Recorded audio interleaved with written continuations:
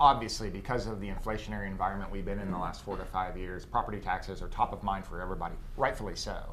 When we look at Sedgwick County government and think about all the things we do, we have 46 departments. So you think about 50% of what we do is public safety. So think about the sheriff and EMS and 911. Think about the Forensic Science Center that processes crime kits and things of that sort and does the testing for court.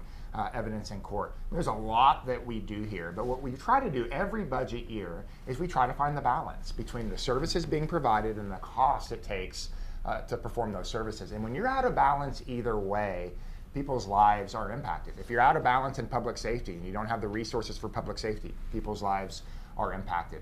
If the taxation is at a level that's too much for people, their lives are financially impacted. So the key is what we do here is understanding what our core competencies are, what our core functions are, and making sure we do those effectively, efficiently, and do it well at a very low price. And I would tell you that there's not a lot of waste, there's not a lot in Sedgwick County's budget. I can't speak for the other 170 plus taxing jurisdictions, but for what we do, we operate very lean at a cost of government per citizen that's the lowest in the state. Sedgwick County government has the second lowest mill levy in the state for the counties. So I'm very proud of what we do, but we do it with the underlying factor knowing that property taxes are a challenge for people. I'll give you a practical example of this balance we try to find. 46 departments. Our property tax levy for the county is about $200 million. Of those 46 departments, 40% of our property tax levy goes to one department, the sheriff's office.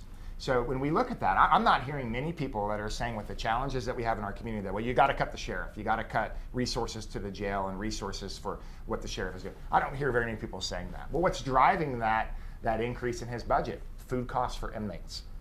70% of the people in his jail have a substance use problem or a mental health disorder. Most have both. If you look at the medical cost now for Sheriff Easter's budget, it's now over $10 million.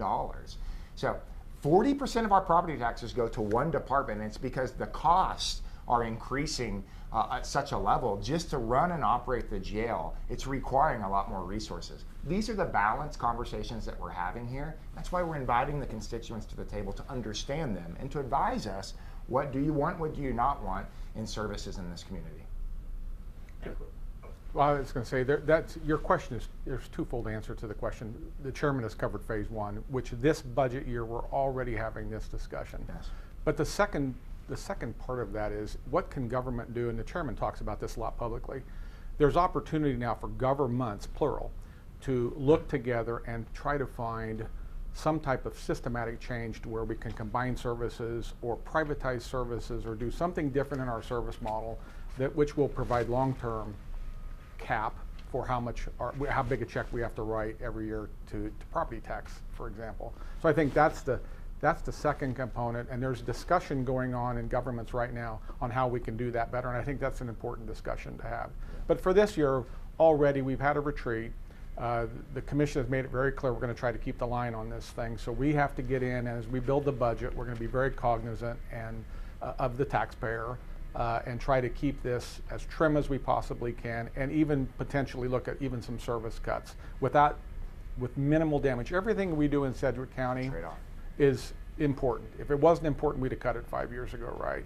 It's a question of how you pay for it and how the service is delivered. So we look at this every year. We have very basic discussions of what is the role of government. Should we be in this arena? Should we be in this arena with somebody else? Mm-hmm. Can we do it more efficiently? So those are the kinds of discussions that ought to be happening. That's kind of exciting to think about. Yeah. So.